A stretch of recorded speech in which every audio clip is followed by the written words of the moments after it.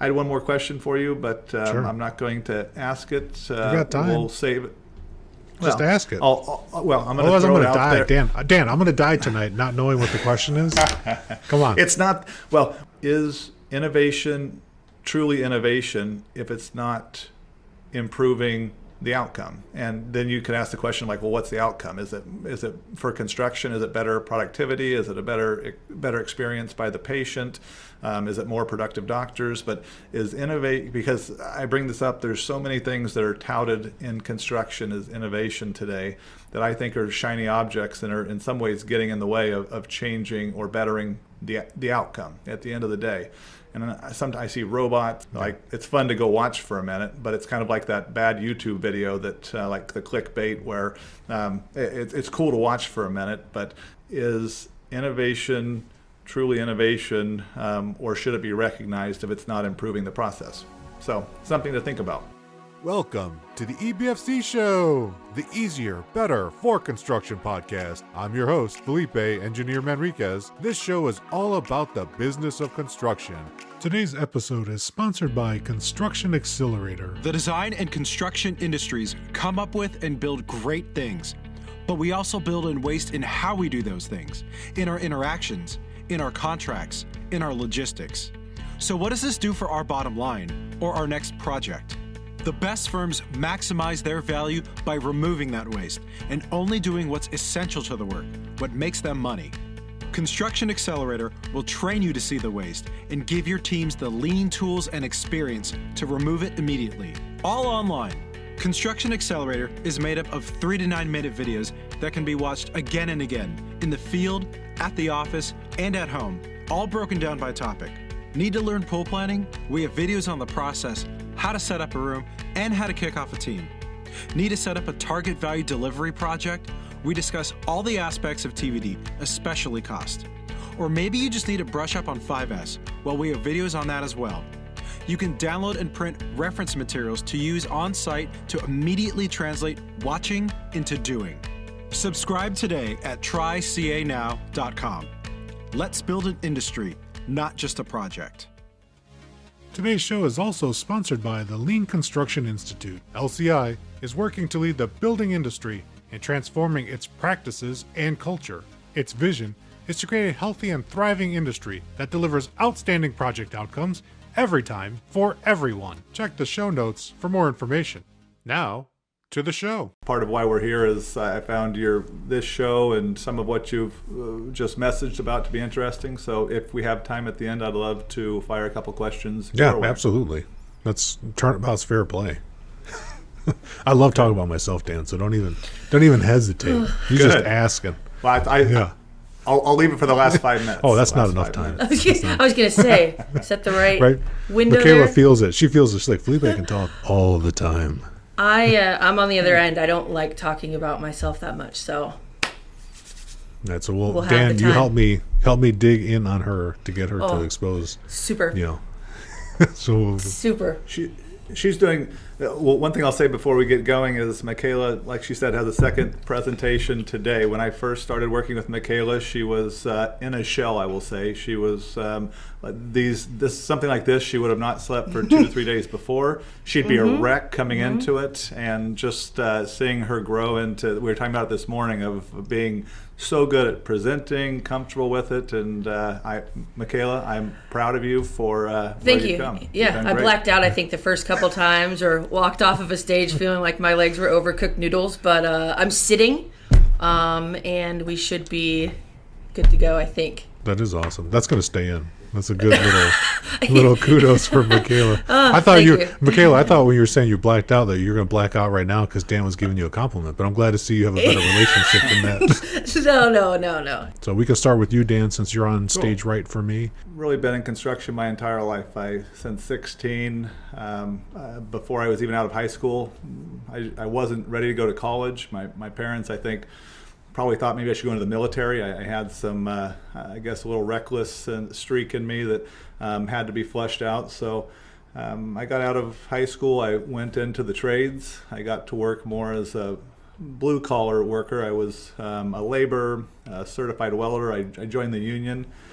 and ended up working my first 4 years building projects with my hands, it was a cool start to my career. I had a bad accident, a welding accident, that I had a 55-gallon drum blow up, and it actually laid me up for almost 6 months. I ended up in the hospital, and it was the best thing that ever happened to me, in the sense that it was a transition point of I wasn't ready to go to high school or to college when I got out of high school. But after being out of work, I decided I was going to go back and get my CM degree, and went back to Sac State, got a degree. I continued to work as a welder and in the field while I went to Sac State, but it was kind of that pivot point. If that accident wouldn't have happened, I don't know if I'd probably still be working in the field, which would be awesome too, but it really gave me a chance to give thought to I thought I could have a greater impact. I thought I could do something different and more from the office side. So that's where I started. A little background on the company. We're a company of about 350 employees. We're based out of Sacramento. Been in business for 45 years. What I'm most proud of and talk about as frequently as possible is our mission statement, and that is leading the evolution of construction. And it's why we're excited to be here and talking to you today. We're out trying to change the world, change our industry for the better. And I've got a team that's behind that. I love having Makayla here, because she's another one that she loves to speak into the microphone about how we're changing the industry and trying to get people to join us and come on this mission with us. Our mission of leading the evolution of construction was actually in the downturn of 2009, 2010. And when I would say leading the evolution of construction, people would look at me like I was in left field, like, what the hell are you talking about? Like, we need to find a job. Like, we need to make sure we're making money. It's taken time. The most exciting part of my day, my job, is getting to see people wanting to come along and actually leading and driving our mission on their own. So last thing I'll say is we're a MEP contractor. We're a specialty contractor. That's really our roots. 45 years later, we've been multi-trade, we're still multi-trade. That multiple trade delivery and taking it to the manufacturing side of how can we build better projects off-site. I live here in Sacramento. I'm waited a little bit longer than most to get married. I just got married a year or two ago. And hey, congratulations. Yeah, that's exciting. And my wife, have best wife in the world. I'm glad that I waited and found the right partner, but we just had our second daughter, and those two girls keep me busy. So Makayla, I'll hand off to you. So I never thought I was going to work in construction. I also, I was working in the mortgage industry. It was just a job. Ended up having a ruptured appendix, and also was in the hospital for a little over a week, and went on disability for 2 months. And needed a job. And I grew up out in Rancho Murrieta, which is kind of a suburb of Sacramento. And there was a gentleman that lived out there that owned a local mechanical outfit here in Sacramento. And I went to work in a job site trailer, making copies, answering phones. But spent about 8 or 9 years at that company. Learned an absolute ton. I'm very grateful for everything that they taught me. And then made the move to Mark III about 6 years ago. Yeah, I never thought I was going to be in construction. I went to school on a golf scholarship and stayed in school as long as they paid me to golf. Kind of bounced around from major to major. Wanted to be a photographer. My parents continuously told me to get a real job. But yeah, that's kind of how I ended up here. I could tell, both of you have, a common passion for doing things better and challenging the status quo, which is what this show is all about. It's all about how we engage in the industry. So I'm super glad to have both of your perspectives, which are different and unique. And I like that you kind of fell into it. Maybe not so much you, Dan. You kind of got blown up into it. It was a forced entry. It was. It's not always like a clear path. It's definitely in the United States. We don't encourage kids to go into the trades or to go to school, to go into construction. Even though about 1 out of 7 people are working in the construction industry supply chain, it's a lot. So there's a lot of people out there that call this a career and make a living out of it, and should be proud. And I like that you guys are making things better. What is the geography that Mark III covers? We're California based, so we've done work in Texas, we've done work in Colorado, Nevada, but the lion's share of our work, and I think really the focus for our next 10 years is all California based. Say as far as industries, we're doing a lot of e-commerce work with Amazon and a few other players, but the lion's share of our work is in the medical industry, and that's where really, as we talk later about Project Mountain and what we're doing to change the industry, we've found that the best partners, in our opinion, for driving change in the industry are in that medical arena.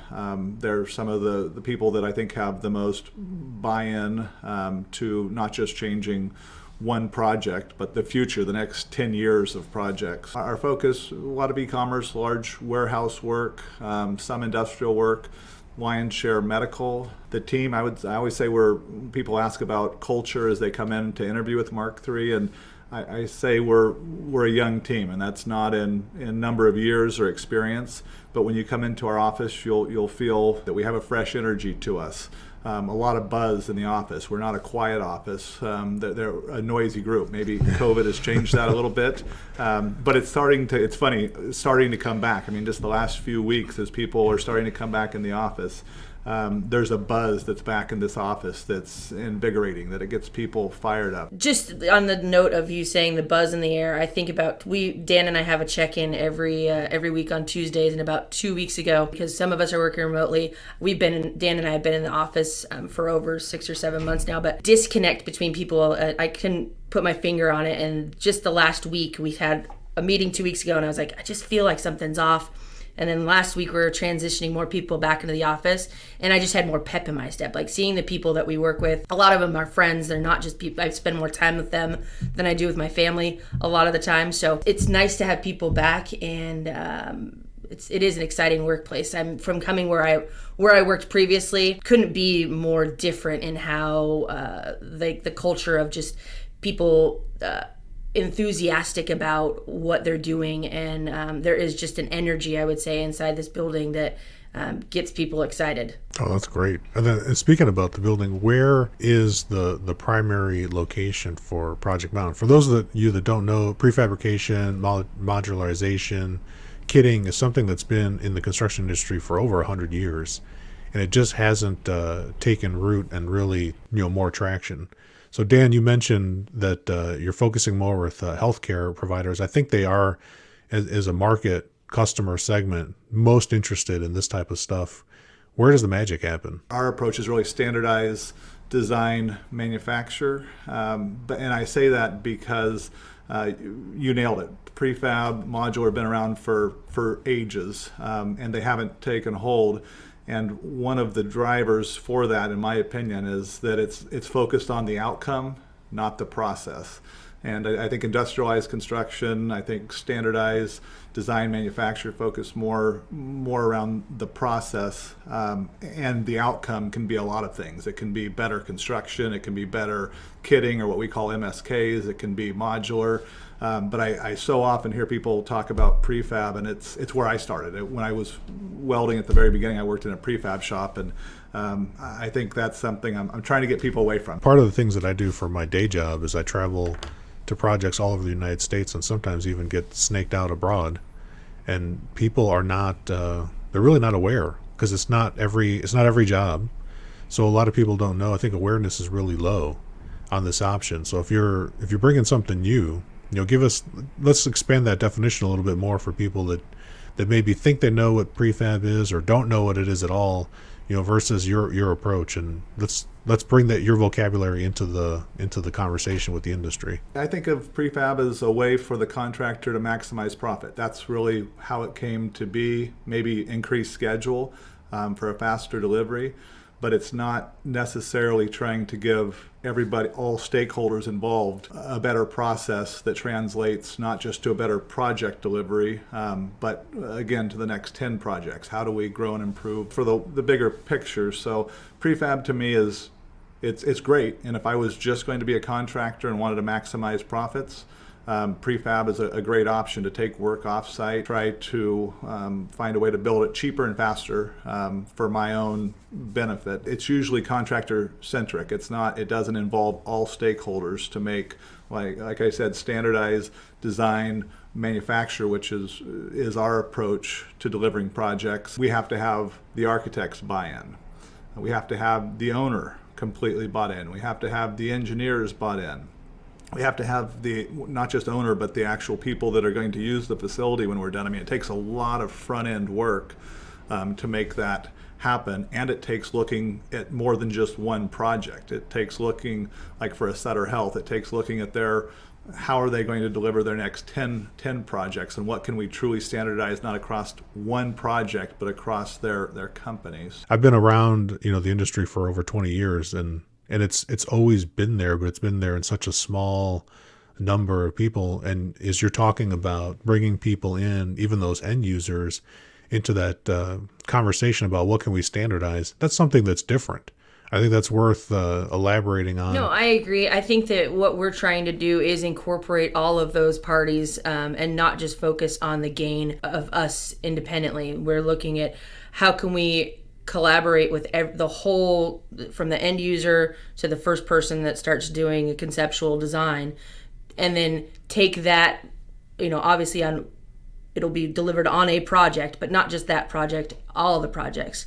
And then to touch on where the magic happens really quick. Our office is here in kind of almost bordering South Sacramento, and we did have a couple of prefabrication shops when I first started here on this site.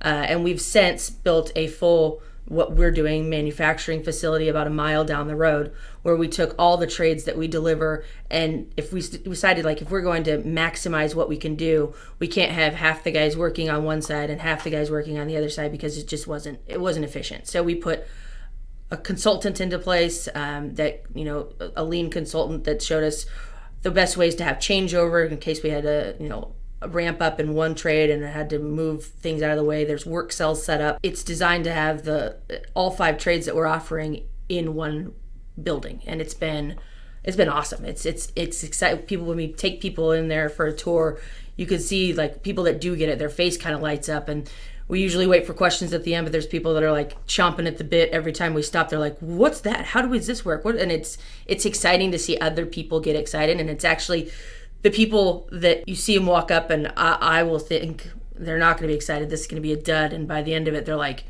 that was awesome. How can we work? We got to find a project to work together on. So that's where the magic happens. All right. South Sacramento, it's the new Magic Kingdom. I like it.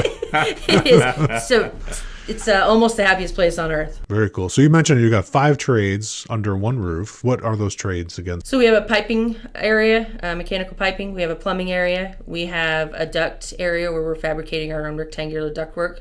We have an electrical area, and then we've also added a metal stud framing table line. So we have a line where we build our framed openings. That framed opening slides down I call it roller skates, which is probably the most technical term, but it looks like a rollerblade. So it comes down that.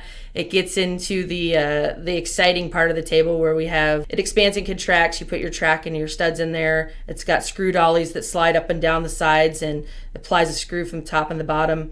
That slides off. It's then received a couple feet away to where we put in our electrical and wall assemblies, our plumbing and wall assemblies, any low voltage, anything that's going to be living in that wall. And it's just we were sending those out as MSKs on a cart previously, but we kind of took a step back on a couple projects that we had a couple years ago, and we thought, why don't we, instead of sending it on a cart, send it in a wall panel? Let's take that piece of scope away from the framer, coordinate what the opening is, slap it in there. It's been cool. We have some case studies that we did, a standard exam room that we built. We did a traditional MSK with it on carts, and it took 2 guys 10 days to build that. And by increasing the manufacturing element and doing those wall panels, we were able to save 3.5 days off of a 10-day schedule. It's cool, and it's exciting to watch. One of the buildings I just finished, I do have some time-lapse footage of it that I'm starting to put into loops, and to see just the panels come in and then it just kind of domino effect through the building. It's pretty cool to watch in fast forward, and actually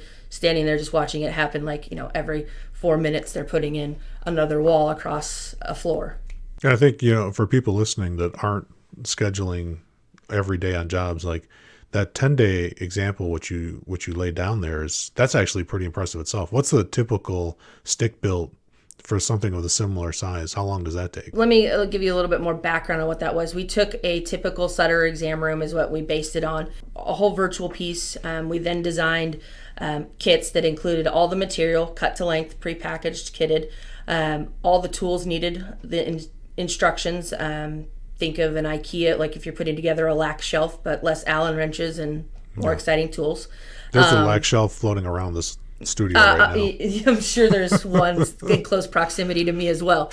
But yeah, we took these kits and we had 2 non-trade specific mechanics assigned to the project, and they received just-in-time deliveries each day with their day's worth of work. That took them 10 days, and that's from metal stud framing all the way through paint and everything finished in the room. What it takes a typical exam room to be built on a site, I don't know if we could compare apples to apples. How big is the floor with how many exam rooms total? The one that I'm referring to was our Project Mountain, so we built 1 room at a time, and we built 4 rooms total here. Building that we're doing that we just finished in real life, roughly a 9,000 square foot floor. And I believe the second floor has, call it 20-ish exam rooms on it.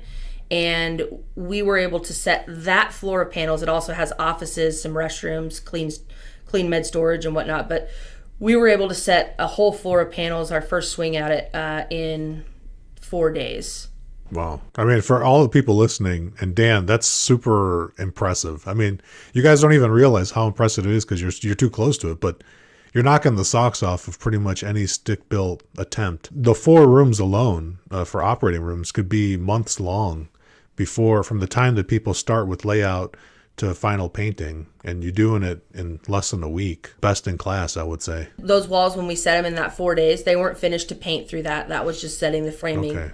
It's still... So, but I will add on to it. We do have people on our team that are traditional framers and have looked at me like I'm a fish riding a bicycle when I've showed them the framing table or things like that. Like, I could beat that. There's no way that that's going to be faster than me. And when we did the first day of walls on site, I drove away from the site just pumped because we set what the area that I wanted in a day. We met the goal that I wanted. And I drove away talking to a coworker saying, now all I want is that one guy to call me and say, I'm listening. He called me later on that afternoon because he had lent us a couple guys to help install and said, so I heard it went really well out there today. And I was like, yeah, damn right it did. And so getting those people, because I always say, like, you can tell people things constantly, like, and in meetings in here, we'll tell people things, but buy-in is where it's at. And getting the people that aren't the early adopters, the ones that are the naysayers, to kind of stop and raise an eyebrow and go, all right, I'll listen now, is something that gets me excited because I'm on the forefront of what we're doing and what we're changing in what we're in Mark III, I would say. Change is scary, and people kind of look at me like, sometimes they don't make eye contact because, like, well, here she comes. She's going to ask us to change something. And so when I get people that kind of turn and say, yeah, let's think about it. Let's talk about it. That's what makes me excited, is getting those people to believe in what we're doing and why it's beneficial. Yeah, I love that. What do you want to add to that, Dan? It's been a long journey. I've been with Mark III for 14 years now, a mission of leading the evolution of construction for 10 of those years, or almost 10 years now. Like I said, the first time I said we're going to have a mission statement that isn't around quality or making money, but driving change in our industry and making this industry better than we found it. There was, just like Makayla said, there was people that looked at me like a fish riding a bicycle or whatever the hell you want to call it. They were not bought in. And so 10 years ago, our team's saying, what the hell are you talking about? 5 years ago, setting out with a team and taking on an R&D initiative that was off-site, so not trying to do it on a construction project where time or schedule and money always get in the way of R&D, in my opinion. So 5 years ago, we said we're going to do this off-site and on our own. We're going to fund it ourselves. We're going to let the project speak for itself. Does it make sense when we're done? Did we learn something, and did it make the process better? And there was a lot of naysayers, a lot of people on the sidelines still, and every year we get more alignment with our team and our customers that this works. The Sutter MOB project, we beat the framing schedule by, I think it's 73%.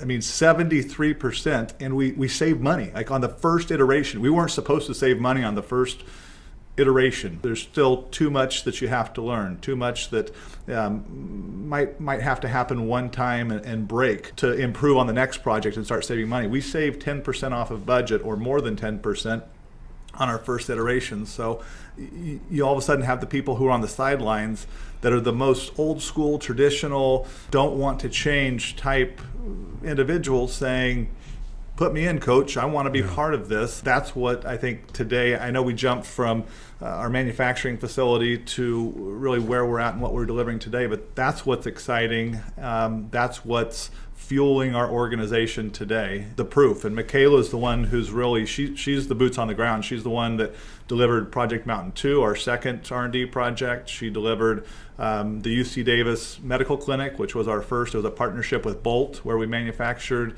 MEP panels and the overhead systems. She's run the Natomas project, and it's cool to see her get jazzed.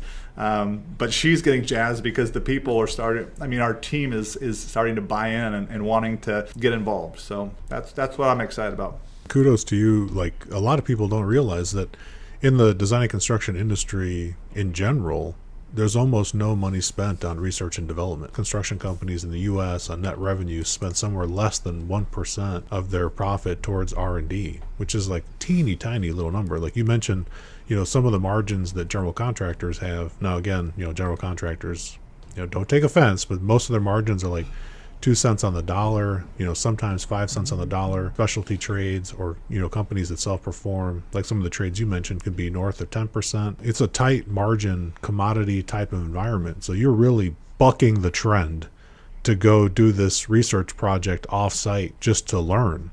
Like, you're investing in learning. That is something that's very unique. I've never heard that story before, where somebody as an organization decided to invest big dollars on building something that won't be used for just the sake of learning. I'll throw Bolt's name out there as a company that's trying to innovate, and they're investing. I think internally, when I went and told our CFO that I wanted to go spend $4 to $5 million and build a manufacturing facility and spend a large chunk of money on an R&D project that we weren't going to get paid for, we were going to tear it down when we were done, he again looked at me like, what'd you say? Go home, take a shower, put your clothes back on, come back. When you're awake, we're going to talk. But he came from a large, $1 billion a year contractor. He's like, we don't do this. We're go work the system to make the money. And not that he's still with me and he's right behind me in what we're doing today. But it does take saying, we're not going to maximize profits this year. We're not going to maximize profits maybe over the next 5 years. And we're not truly in this to make money. One thing that I say is, when I'm done, I have about 30 years left in my career, is that I am going to leave this industry better than I found it. I don't know how much money I'm going to make. I might make a lot, I might make a little. But I'm going to leave this industry better than I found it. And we are going to change the process. I've seen it. I've built projects with my own hands. I've seen the broken processes and the disconnect between all parties involved in a construction project. And we have to make this better. And just in the last 12 to 24 months, I've seen some projects where owners are seeing value in what we're doing, that we're saving them money, that we do have a better process. It's nice because they say it's lonely at the top a lot of times. You make a decision like this to go invest a large chunk of money, or at least we're a smaller company, but it's a large chunk of money for me out of my own pocket to go do this.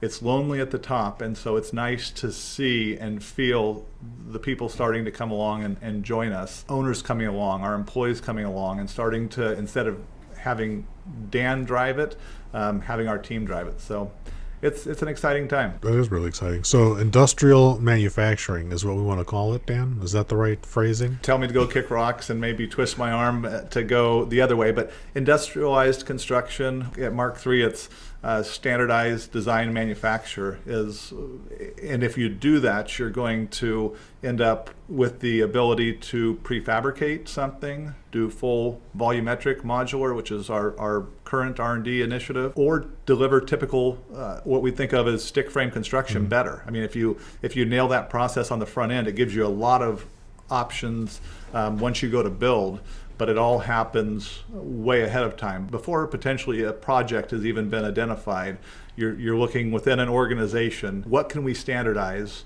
across the organization for all projects? Industrialized construction, so I think that's, if I was going to pick like a common, something that in the last few years I've found a group that's trying to change our industry. It's IC, or industrialized construction, and they're looking at the process. So I think I can relate to that group, and it's a term I use. It's a group that's not focused on the outcome or prefab or modular or stick build. It's a group focused on the process of how we get there and how we improve before we ever get to the actual construction phase of the project. So industrialized construction is a group I can relate to.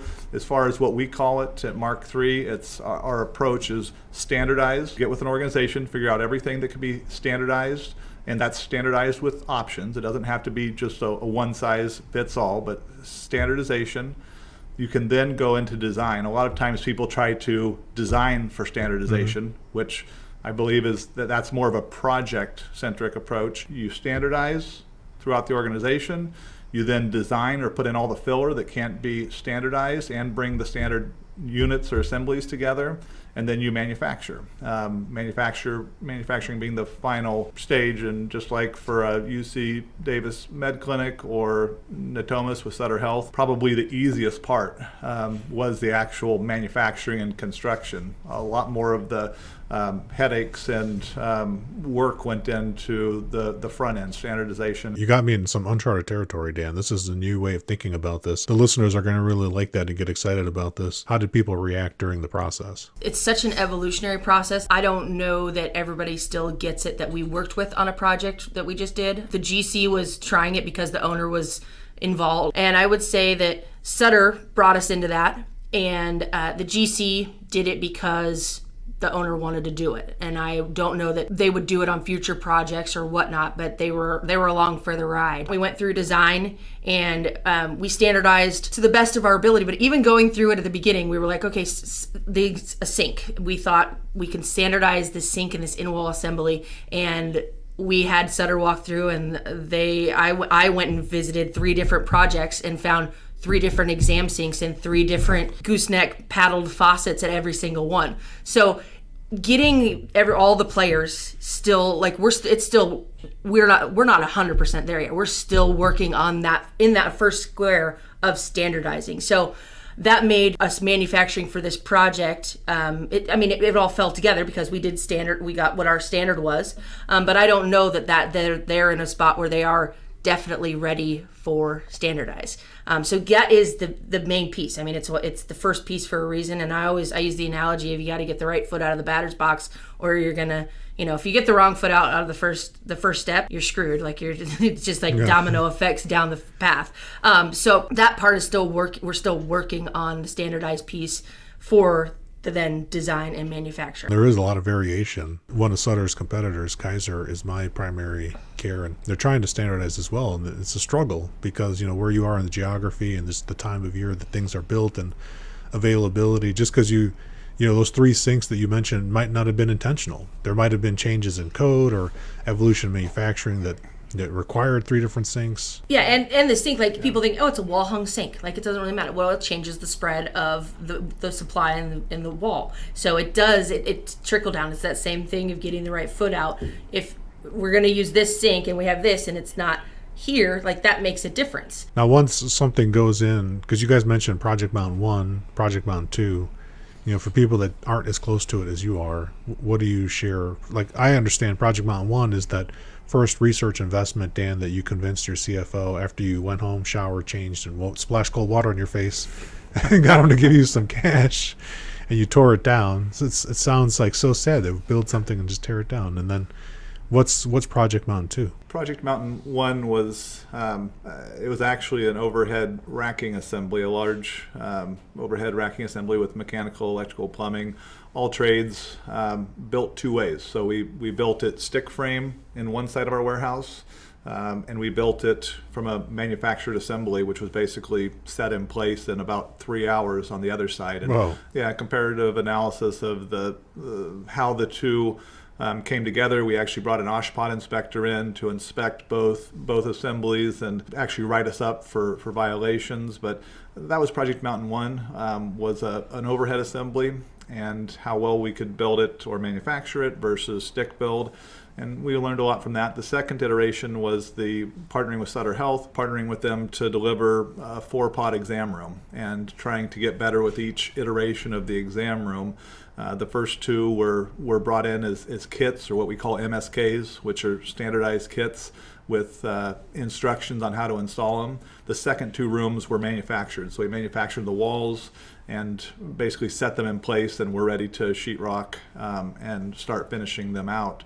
And it was just a goal of seeing incrementally or from room to room how much we could get better. That ended up parlaying into the Natomas project with Sutter Health, and just getting to learn more about Sutter Health wants to standardize. I love Sutter Health because they lead from the front, and they don't just say that they want to change the industry. I truly believe they're invested in it and will change it for the better. And so they told us, not only do we want to standardize, we already have. And we said, well, show us. Let's see. This is great. This is what we want to do. And so they showed us plans, and then Makayla went out and walked 3 different facilities, and then we talked to the architect on the project, and we're like, you guys aren't standardized. Everything is different. You guys, you might want to, and it's also not constructible. These are nice architectural files that are, these are nice lines, but this isn't, we can't send this to our manufacturing shop. It's not spooled. There's no directions on how this is to be built. So until it's cost loaded, can be manufactured, code compliant, has connection details of how it's going to tie into the rest of the facility, this isn't a standard. Standardizing this project took us closer. For a standard Sutter exam room, we have the recipe. We never have to recreate the recipe. We might have to tweak the recipe, add a little bit more water, crack an extra egg. We might have to change it if it's a code issue, first floor versus second floor versus third floor. But for their standard exam room, it might be a left swing, a right swing, a sliding door. There's some options within that. But we have now with Sutter nailed down the recipe and can tell you the cost, how long it will take us to manufacture, how long it will take us to deliver and install for a standard exam room. And that for us that's a win. Yeah. It might only be one standard exam room, but that makes up 50% of a typical MOB. And on the next one, we're going to do an exam room plus. And we might have built that on the last one, but we haven't really nailed down that recipe. So every iteration, we're going to develop more standards. Yeah. It's, just to add on top of that, it's amazing, looking at the plans that I've seen from the 2 facilities that I've reviewed, by just standardizing the exam room. And then if you take on the unisex toilets, if you do staff and patient toilet, and if you do an office space, from calculating it, it's about 73%, 75% of the usable space. If you eliminate the waiting rooms and you eliminate the hallways and corridors, and you standardize those 3 different spaces, you can take that file and then duplicate it from site to site if you have the standard established. Wow, that's a high reliability. So, for them, for capital planning, because I think a lot of the large healthcare builders like Sutter, they're on some 10-year, sometimes longer forecasting windows for some of their master planning. So with your help and what you guys are delivering, how long things really take, they're always having these repeat design things, and a lot of that's just coming right off, boom, right off. And the same for the construction part. It's got to be changing, their future approach, and I think you're introducing the ability to scale for the first time, which I have not heard before. A lot of new things here, Dan. You are on the cutting edge. I don't know. I don't know that we're changing the world today. We've made, like I say, if you look at 10 years ago, it was extremely painful and not a lot of buy-in. 5 years ago, people were starting to at least take on faith that maybe let's do it for Dan. It's nice that it's finally starting to get some love and recognition from our internal team and some of the owners we're working for. So that's the exciting part, but we got a long ways to go. When I came into the industry 2 decades ago, we had a much, much, much larger workforce. And then today we've had a dwindling workforce, and it's not glamorous. Like, people aren't like knocking our doors down to come work at our companies because it's construction. And there are other industries. I mean, we're competing with all the Silicon Valley here on the West Coast, and then people on the East Coast are competing with, the financial markets, and in the southern areas, you've got other larger manufacturing. The difficulties in finding craft labor. We're actually in Michigan right now. I guess that's where I'll take you. Is we're looking in Michigan to find young 18 to 22-year-old people that are leaving high school, not wanting to go to college, and want to find something that they can really grab onto that's a great paying and a long-lasting career. And so we're having to look out of state, which we feel like we've mined California, and we're getting outbid.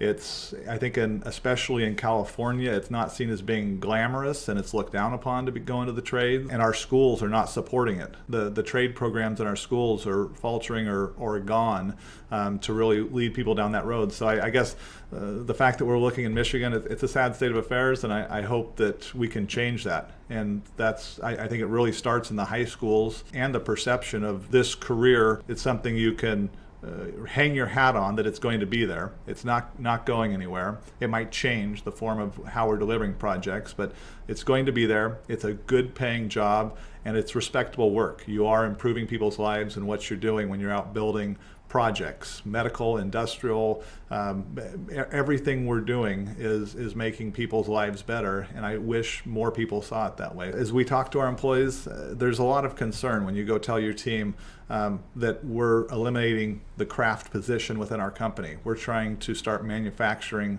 projects, and we want to install them with mechanics, non-trade specific mechanics that are doing multiple trades.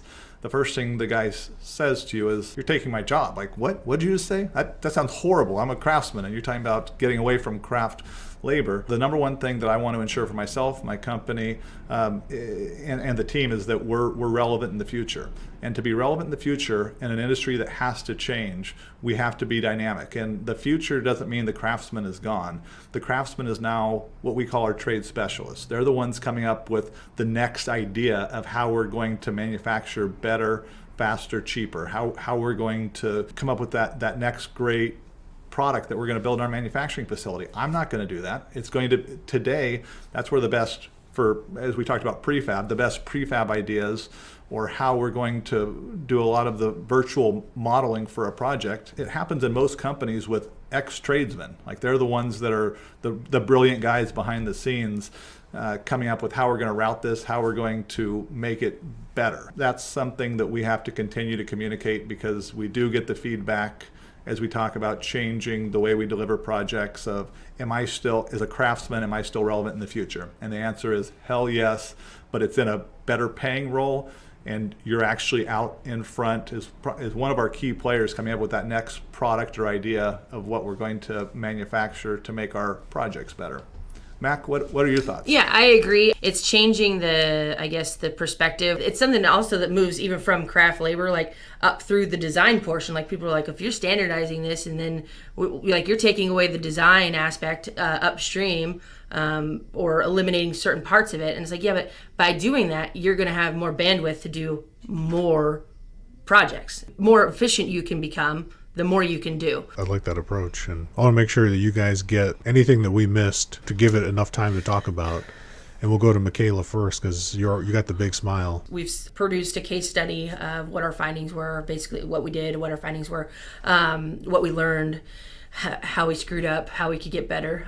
So we'll be producing one of those based on the Sutter MOB that we're wrapping up. We're in the commissioning process right now. So we will be sending it out to, you'll probably get a copy, I'm pretty sure. We'll send it to owners that we're trying to talk to, different trade partners that we're trying to talk to, as well as putting it out on LinkedIn, on our website. It'll probably be incorporated into a blog post, social media, etc. So it's exciting. I have all my metrics that I gathered through the project, and I'm now piecing those out to make it user friendly, I guess, because right now it's like a bit. What you can't see in my office is the excessive amount of whiteboards and things pinned to my wall of how my mind works. So I'm putting all my data in a user-friendly format so that we can write that case study, and it'll be out next month. I'm just excited. I'm excited for Dan to ask you a couple questions. I mean, you said at the beginning that you were like, you like to talk about yourself. So I'm like buckling up and ready to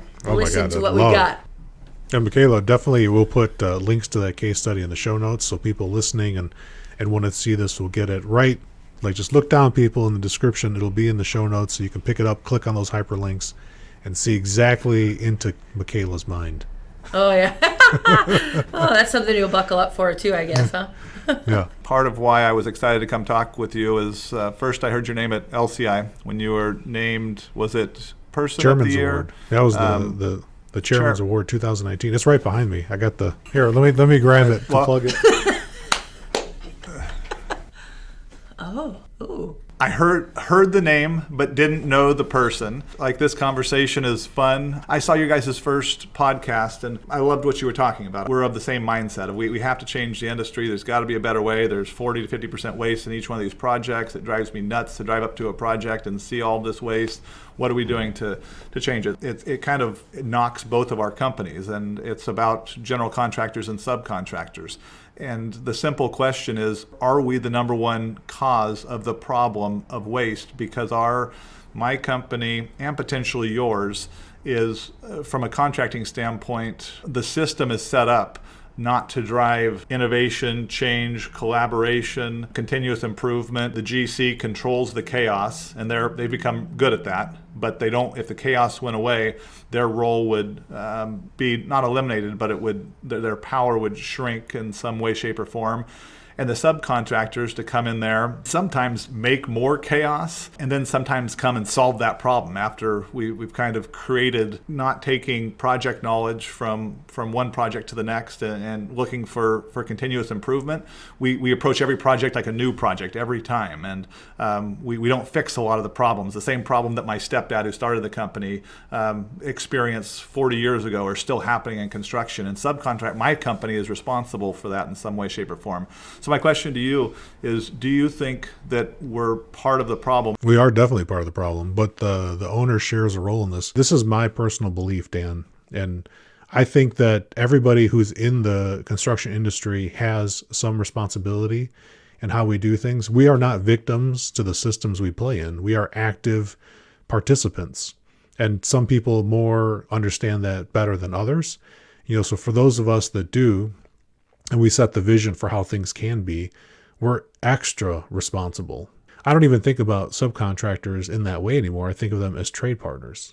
For me to do what we do every day on leading a project, I've got to get, 60 different entities to act for mutual benefit. So that is my role. And in order to do that, I have to serve those 60 entities so that they want to be helpful. And I've actually never come across, because I have that approach, I've never come across a trade partner that was like actively working against the project. It just hasn't happened for me. I've heard stories about it, but I think that my approach is a little bit different in how I see it. And I also am aware that in the United States, there have been multiple owners that have built large healthcare construction. The closest one that I remember in my lifetime was in Irvine, California. And one of the plumbing contractor was on that job. It was on a job that I was on a couple towns away. And they're like, we're building this whole thing, Felipe, and there's no GC. Like, the owner is doing the thing without a GC. And I was like, oh my God, my days are numbered. So I'm thinking, okay, we've already got owners experimenting with no general contractor. So I know it's possible. And the job was a success. It even won awards, and no general contractor. Now, I heard there was a lot of challenges with that, and there was a learning curve definitely for the owner. Now, that job, the owner didn't do the second job without a GC. They went back to hiring a GC again. But that's what I would call a weak signal. That's a warning shot that, if we don't adapt and take more responsibility for how we're doing things, we're going to eliminate ourselves. And we'll eliminate ourselves in the market because we're not adding value. We're frustrating clients. So we got to be careful with that. And the same is true with trade partners. If we don't really partner together and put the project ahead, and I like your approach, like, you might make money, you might not. I mean, I would argue that you will always make money with that approach. as a consequence. It's just going to happen. I've seen the same thing happen. When you serve other people and put others' needs ahead of your own, you'll get taken care of. It's like one of those magical things that I can't explain why it's true, but I know it to be true based on thousands of experiences. So I think that we as an industry that have whoever's frustrated listening to this, and you're like, I think it could be better, or you have an intuition, or you just had like a string of bad days, you have the potential to make it better. All you got to do is find some like-minded people that think that we can improve, and we partner together and we do make it better. But I think that, we downplay the owner sets the tone for how we deliver projects to a much greater extent that people don't even realize. So like all of us in the marketplace, there are only so many owners, right? There are way more trade partners than anybody else. And then the next biggest group is general contractors. And then the next biggest group is the design community. And then the tiniest group are the owners. And you'll find as you talk to more owners that they don't collaborate among other owners. And what they all do is they propagate the same thing that, like you said, like your stepfather or their parents did, or people that brought them up. They're just maintaining the same thing in the industry, and they're not transforming it because nothing in their organization rewards changing. Just like the same struggle Makayla's facing when she's engaging with people saying like, we want to transition you, broaden your skills, and shift you to a mechanic versus a super specialized silo. The same thing is true. We see this. I mean, if you just look at people that make up owners groups, you typically see people that, and most owners groups, Dan, have a high turnover rate.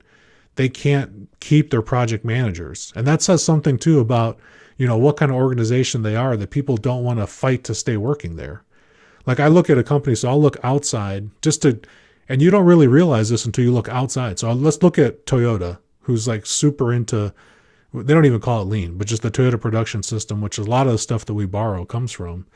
The turnover rate at Toyota worldwide across the entire planet, and they're operating on all continents except for Antarctica, their turnover rate's less than 1%. Well, less than 1%. And then the people that retire, I follow a bunch of retired Toyota people on LinkedIn because they are like a fountain. They're like a fire hose of information, just they can't turn it off. Their experiences at Toyota were so profound, so radically different, so beneficial to society that they're out there retired, giving information away for free, showing people how to do it because they know there is a better way. There are better ways.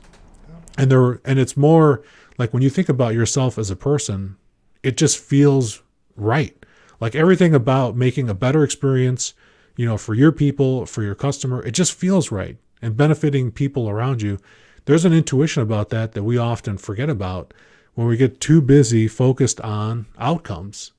And I loved earlier on, like I was like high-fiving you from across the street. You couldn't see me, Dan, because you were in the zone, but you were talking about you wanted to focus more on the process. And this was me like high-fiving you in my mind. I was waiting for the right time to jump up and slap that camera. But a lot of people get hyper-focused on the results, but we might be focused on the wrong results.